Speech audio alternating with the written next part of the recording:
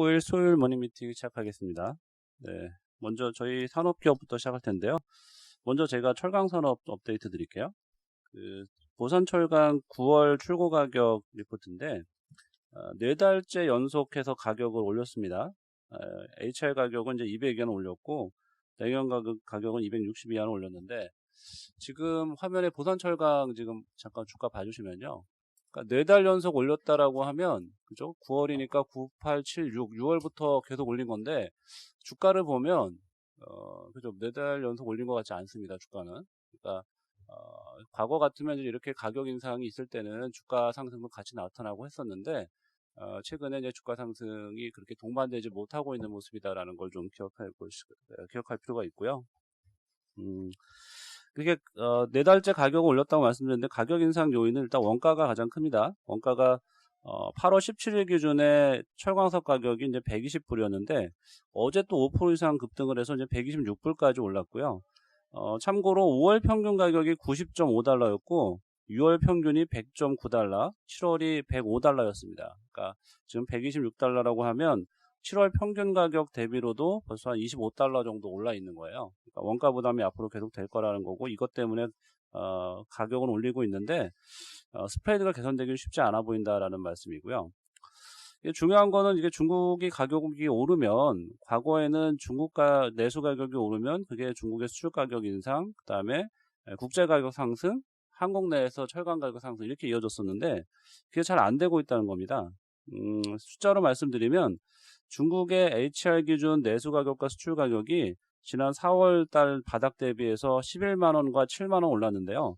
국내 HR 가격은 바닥 가격 대비해서 지금 올라온 게 HR 가격은 한 2만 5천 원, 냉연 가격은 만 원 정도밖에 안 돼요. 그러니까 가격 인상이 안 이루어지고 있다는 거고 최근에 2분기 실적 컨퍼런스 콜을 통해서 포스코나 현대제철 같은 업체들이 가격 인상 노력을 하겠다라는 말을 계속 언급을 하고 있는데 조선사들은 오히려 가격을 좀 상반기 가격을 3만 원 내려준 상황이고요.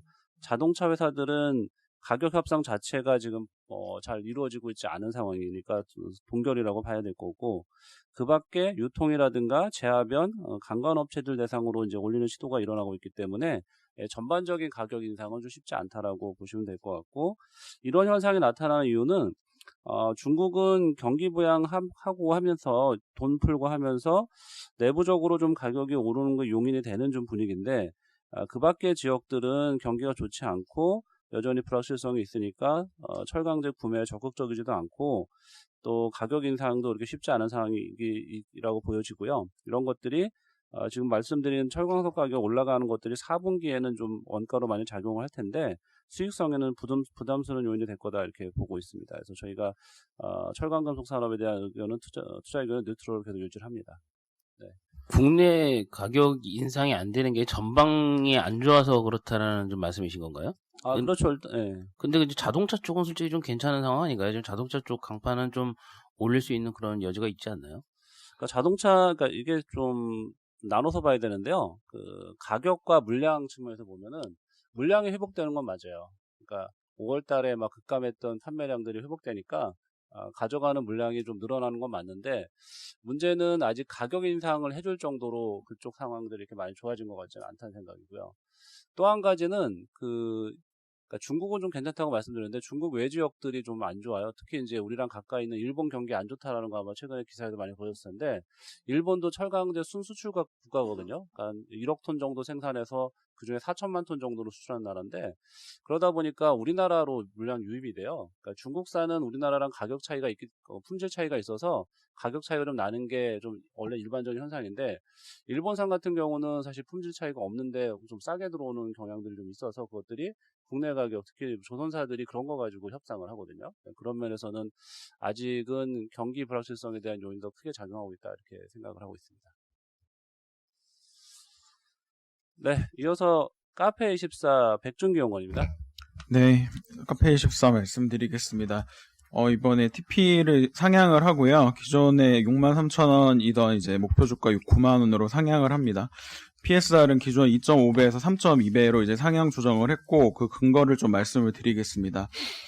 카페24는 국내에는 뭐 코리아센터 같은 회사랑 이제 비교가 되는데 해외에서는 쇼피파이, 그 다음에 윅스, 그 다음에 베이스 이 회사들하고 이제 비교가 됩니다. 근데 이런 회사들이 2021년 PSR을 보더라도 쇼피파이 36배, 윅스는 12배, 베이스는 16배인데 이들 업체 대비 상당히 좀 할인을 많이 받고 있었습니다. 그래서 지금은 90% 정도 괴리가 생긴 상황인데 실적이 안 좋았던 재작년, 작년만 하더라도 84% 정도 할인을 받았었습니다. 근데 이번 2분기 실적 때 카페24는 상당히 좀 달라졌다고 생각을 하고 있고, 그래서 이제 할인율 조정을 했고 PSR을 그래서 올렸습니다. 그 달라진 부분을 좀 말씀을 드릴게요. 두 번째, 이제 탑라인 쪽을 좀 말씀을 드리면, 5페이지 보시면, 이 회사의 그 카테고리, 그러니까 온라인 쇼핑몰을 이용을 하는 이제 카테고리 사업자 비중이 있는데, 그림 4번 보시면 지금 패션 뷰티 고객사가 50% 언더로 떨어졌습니다. 이게 2019년 말에는 56%였습니다. 그림 5번 보시면 의류 쪽은 온라인 쪽이 최근에 침투율이 많이 올라와서 성장률이 많이 안 나옵니다. 근데 카페24가 최근에 좋은 이유는 그림 6번 때문에 그렇습니다. 코로나 이후에 극명하게 이제 이쪽 그로스가 많이 올라오신 걸 볼 수 있는데, 이게 생활용품만 그런 게 아니라 가전도 그렇고 음식료도 그렇습니다. 그래서 카페24 카테고리가 지금 고성장하고 있는 카테고리로 많이 확장이 됐다, 이렇게 좀 말씀을 드릴 수 있겠고요. 근데 이제 통계청 기준으로는 2분기 때 15.2%가 성장을 했어요. 그러니까 국내 온라인 쇼핑 시장이. 근데 카페24는 21.6% 성장을 했고, 이거에 이제 괴리가 생긴 좀 주요 이유는 그 호텔, 레저, 뭐 숙박이라든지 이런 이제 데이터들이 통계청 데이터에 다 산입이 됩니다. 근데 이쪽은 아마 단기적으로는 세게 이제 턴하기가 좀 쉽지 않다라고 보여서 향후에 1, 2년 정도는 카페24는 계속 시장 대비 아웃퍼폼 할 수 있다. 요게 이제 주요 포인트고요. 그리고 이제 이 회사가 실적을 못 냈던 정말 큰 이유 중에 하나가 비용인데, 그림 2번을 보시면요, 이게 아마 가장 중요한 차트인 것 같은데, IPO를 2017년 말에 했습니다. 그 임직원 수가 IPO 하고 나서 급격하게 늘어나요. 그래서 YOY 그 그로스를 보시면 굉장히 드라마틱하게 올라오는데, 이 부분이 2020년 들어오면서 다시 이제 좀 조정이 됩니다. 그러니까 이제 비용 컨트롤이 된다는 거죠. 그래서 결론적으로 말씀드리면 탑라인은 아까 말씀드린 20% 이상 지금 나오고 있는 상황이고, 비용단은 이제 조절이 되기 때문에 레버리지가 나는 구간에 이제 들어온다라고 말씀드릴 수 있겠고요.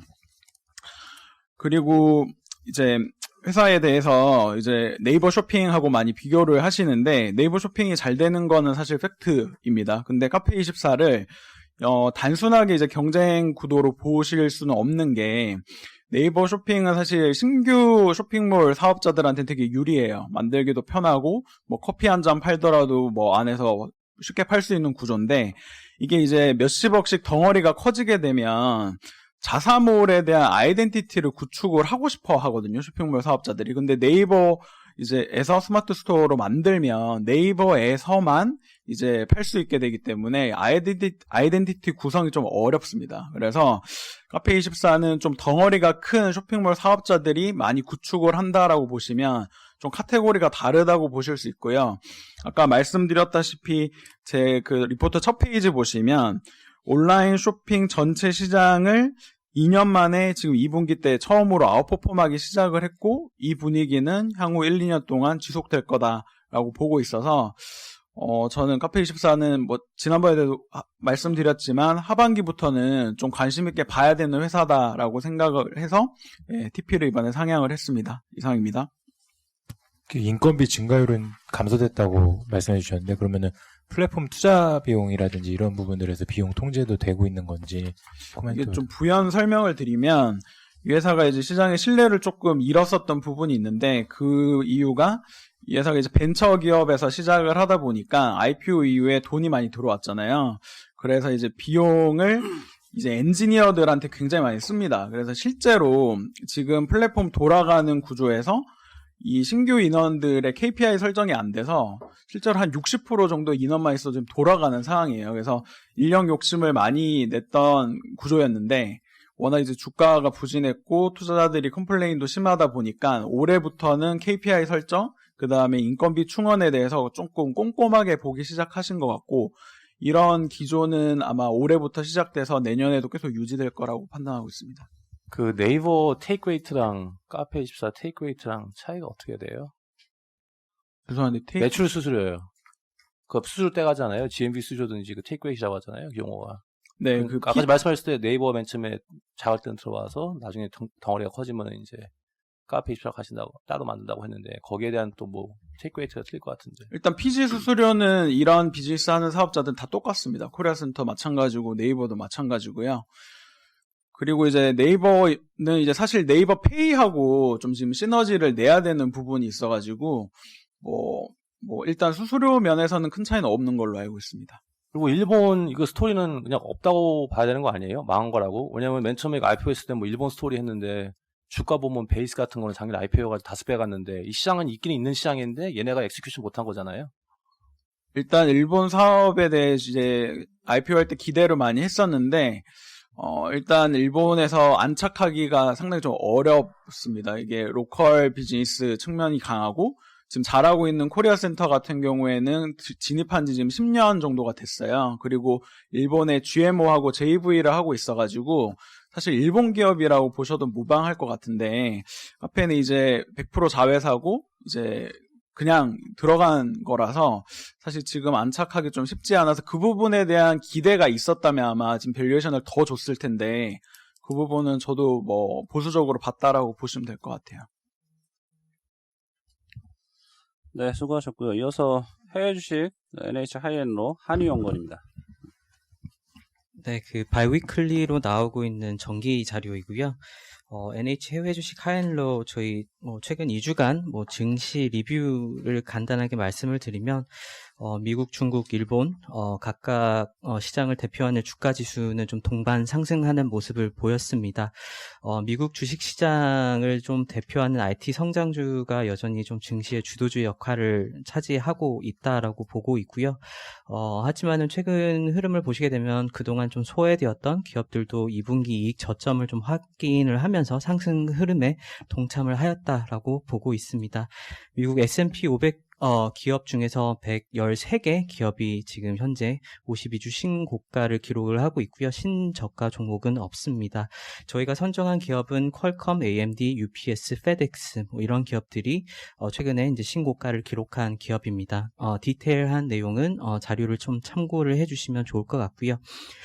중국 같은 경우에도 최근 2주간 1.5% 상승을 하였고 CSI 300 지수 내에서 73개 기업이 신고가를 기록을 했습니다. 미중 1단계 무역 합의 이행 점검 회의를 앞두고 양국 간 갈등 우려 때문에 좀 차익 실현 매물이 좀 나왔었고 따라서 이 올해 상승폭이 컸던 헬스케어, 정보기술, 필수 소비재 섹터가 좀 주가 약세를 좀 보였었고 반면에 부동산, 금융, 산업재 이런 섹터들은 주가 흐름이 괜찮았었다라고 말씀을 드리겠습니다. CSI 300 지수 내에서 항력 석화, 윤기 실리콘, 중신 건투 증권 이런 기업들이 신고가를 기록을 하였습니다. 마지막으로 일본 쪽 말씀을 드리면 일본 같은 경우에는 최근 분기 실적이 시장 예상치를 상회한 기업들 중심으로 주가가 강세를 보였었고 낙폭이 좀 컸던 산업재 이런 기업들도 주가가 좀 괜찮았었다라고 말씀을 드리겠습니다. 일본 쪽 저희가 선정한 기업 52주 신고가는 세콤, 키코만 이런 기업들이고요. 토픽스 500 지수 내에서 51개 기업이 신고가를 기록을 하였고 55개 기업이 신저가를 기록을 하였습니다. 이상입니다. 네, 이어서 채권 전략, 픽스드 인컴 이슈네요. 박민수 연구원 말씀해 주세요. 네, 7월 21일 EU 경제회복기금 편성 이후에 유럽 금융시장은 분위기가 완전히 바뀐 모습입니다. 저희가 예상치 못하게 이 기금 편성이 게임 체인저가 되어버린 모습인데요. 우려했던 재정위기 우려는 수면 아래로 좀 가라앉았고 확장적인 재정정책에 대한 기대가 높아지는 국면이라는 점에서 독일 장기금리가 연말로 갈수록 상승 압력이 높아질 것으로 전망하고 있습니다. 이 EU 경제회복기금은 유럽 이사회가 채권을 발행해서 마련한 재원으로 내년 이후의 재정정책을 지원해주는 방안인데요. 여기서 중요한 것은 이 초국가 기관인 유럽 이사회가 발행하는 AAA 수프라 채권을 ECB가 기존 QE와 PEPP를 통해서 매입해줄 가능성이 높다는 점입니다. 즉 유럽에서도 중앙은행의 발권력을 통한 재정 정책이 가능해지면서 사실상 공짜 돈을 가지고 경기를 부양하겠다라는 기대가 높아졌습니다. 여기에 더해서 이제 기금 편성 이후에 EU는 올해뿐만 아니라 내년까지도 국가 부채와 재정 적자율을 컨트롤하는 재정 규약 의무를 유예해주기로 결정을 했습니다. 어제도 드라기 전 총재가 유럽의 부채가 당분간 높아질 전망이지만 이 빚은 좋은 빚이고 생산성 높은 분야에 써야 된다 이런 말을 했는데요. 기금 편성에서 지원을 해주고 부채 문제도 잠시 눈 감아준다면 유럽에서는 4분기에 이제 2021년 예산안을 확장적으로 편성할 가능성이 높다고 생각이 되고요. 재정위기 우려는 잠시 미뤄진 상황이고 재정정책 확대 모멘텀이 높아졌고 또 내년 이후에 AAA 등급 채권 발행이 늘어나면서 독일 채권의 대체 효과가 생긴다는 점까지 고려하면 연말로 갈수록 독일 금리가 상승세를 보일 가능성이 높다고 생각하고 있습니다. 저희는 3분기까지는 독일 금리가 현재 수준 마이너스 0.40%에서 박스권 흐름을 전망하고 있지만 4분기에는 평균 마이너스 20%, 또 연말에는 0% 트라이할 가능성까지 열어두고 있습니다. 이상입니다. 네, 이어서 채권 ETF 전략 전병화 연구원입니다. 네, 채권 ETF 전략 말씀드리겠습니다. 올해 상반기부터 해서 채권 ETF로 상당히 많은 자금들이 몰렸었는데요. 그 흐름은 앞으로 둔화될 거다라고 보고 있습니다. 그 이유는 저금리 환경이 고착화되어 있는 가운데 최근 금리가 좀 올라갈 것 같은 움직임을 보이고 있기 때문입니다. 채권 ETF 고유 특성상 이자율 민감도가 유지가 되고 있기 때문에 아무리 낮은 금리더라도 금리가 상승했을 경우에는 투자자들의 부담이 될 수 있을 거다라고 판단을 하고 있고요. 그럼에도 불구하고 저희가 시장 금리가 아주 높게 올라갈 거다라고 보고는 있지는 않습니다. 그래서 이런 상황에서 저희가 추천드릴 수 있는 채권 ETF는 기존의 국채형 ETF보다는 조금 더 금리가 높고 신용 리스크가 조금 더 있는 회사채 쪽을 주로 말씀을 드려야 될 것 같고요. 지난번에 자료를 통해서 말씀드렸겠지만 미국 과세지방채 같은 경우는 외국인들 입장에서 국채와 같은 안전자산을 찾는 수요에 만족을 할 수가 있는 채권이기 때문에 미국 과세지방채 ETF, 그다음에 펄른엔젤 ETF를 추천을 드립니다. 펄른엔젤 ETF에 대해서는 홍성우 연구원이 말씀드리겠습니다. 네, 앞서 말씀 들으신 대로 이제 미국 투자 등급이 지금 현재 역대 최저인 2% 미만으로 하락한 상황에서 아직 이제 자금이 유입은 되고 있지만 지금 상당히 둔화된 상태고요. 7월을 들어서 7월 이후로. 근데 다만 반대로 7월 이후로는 하이힐드 쪽으로 이제 ETF 자금 유입이 좀 두드러지는 상황입니다. 아무래도 상대적으로 좀 고금리 매력을 찾아서 이제 투자들이 이동하는 모습이고, 그래서 말씀드리고 싶은 ETF는 이제 ANGL, 펄른엔젤 ETF, 전에도 이제 말씀드렸을 텐데 펄른엔젤 ETF고요. 요거의 특성이라고 하면은 더블 B의 비중이 92%로 일반 하이힐드 ETF보다 이제 신용등급상 우량합니다. 게다가 거의 이제 매년 이제 하이힐드 일반 ETF를 아웃퍼폼하고 있고 올해도 한 5%포인트 정도 아웃퍼폼을 하고 있습니다. 그래서 저희가 크레팀에서도 좀 하이힐드 자체는 좀 중립적인데 더블 B까지는 괜찮다 라고 말씀을 드리고 있기 때문에 좀 더블 B 익스포저가 높은 이제 ANGL, 요거 펄른엔젤 ETF 추천드리겠습니다. 이상입니다. 네, 글로벌 소버린 자료는 자료 대체하겠고요. 이어서 대체주야 쪽에 글로벌 인프라 김영근 연구원 말씀해주세요. 네, 글로벌 인프라 대신 발표드리겠습니다. 지난 주간 글로벌 인프라 지수는 0.39%의 총수익률을 기록했고요. 특징적인 점은 공항 인프라가 5.87%로 가장 높은 수익률을 기록했습니다. 이는 지난 11일 미국 교통안전국에서 발표한 주간 미국 공항 이용객 수가 83만 명으로 코로나19 이후 처음으로 80만 명을 돌파하며 최고치를 기록했기 때문입니다. 그러나 이 수치 자체는 전년 동기 260만 명 대비 30%에 불과한 수준이고요. 마찬가지로 유럽에서도 항공 이용이 회복세를 보이고는 있는데요. 수요 회복이 지금 스페인, 이탈리아, 그리스, 터키 등 지중해 지역에서 휴가 수요를 중심으로 이루어지고 있다는 점에 확인을 했습니다. 따라서 계절주 수요에 따른 회복세로 공항 인프라가 상승하는 것은 단기적 이슈에 그칠 것으로 전망하고 있습니다. 안정적 배당 수익을 추구하기 위해 대륙별로는 유럽, 섹터별로는 유럽 유틸리티 인프라에 투자하는 전략을 유지하겠습니다. 이상입니다. 네, 이어서 글로벌 리츠 홍지연 연구원. 네, 글로벌 리츠 자료 말씀드리겠습니다.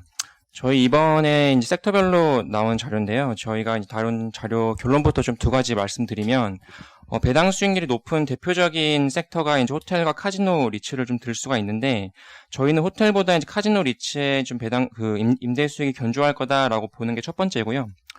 두 번째로 이제 리츠가 아직까지 연초 대비 마이너스 한 20% 정도를 기록을 하고 있습니다.